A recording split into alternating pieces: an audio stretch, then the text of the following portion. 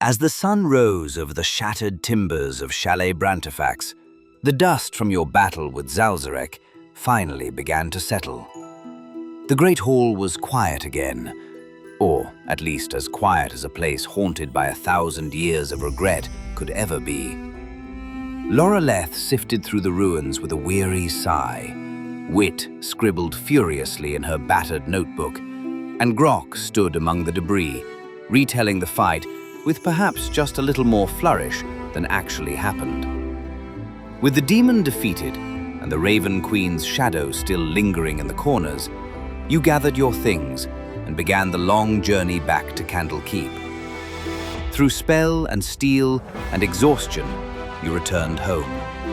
There, waiting for you upon the granite steps, was High Sister Alathane, a stern cleric of Baldur's Gate brought in for a single purpose: to resurrect Matreous. You offered her the diamond you had fought so hard to secure, and she guided you into a ritual chamber cold enough to bite bone. The resurrection began.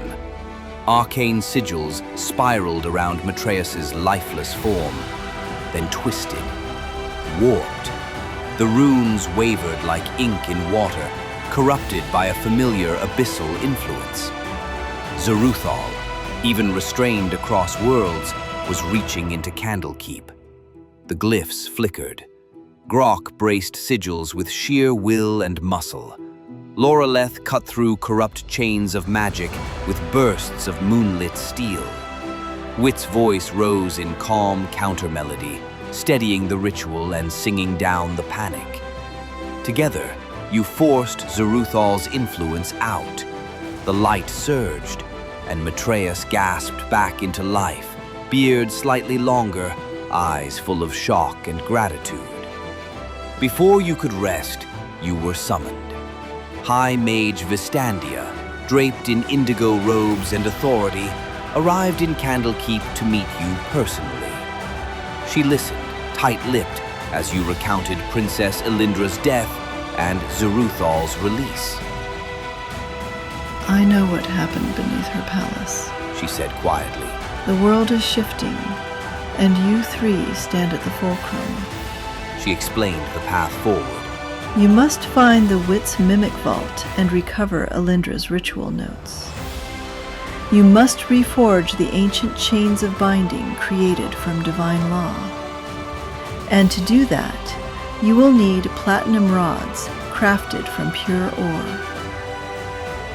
Duskwater. Before you left, you met again with Matreous, who shared the grim history. A mine collapse 70 years ago, followed by quiet, steady disappearances. A village hollowed out by fear.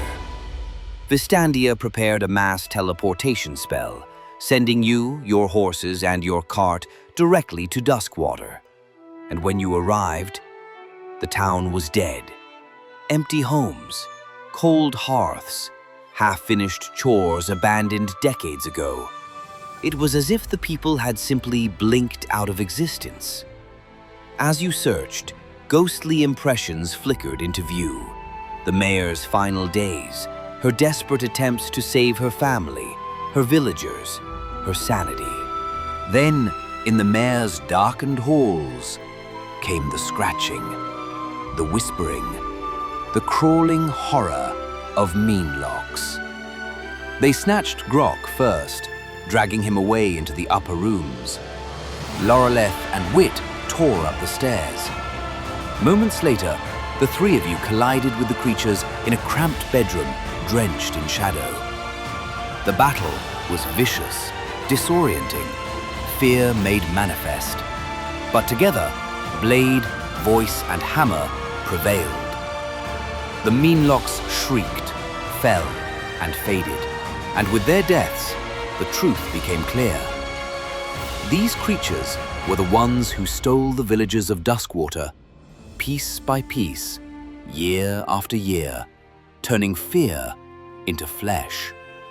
And every trail, every echo, every footprint of horror led back to the platinum mine.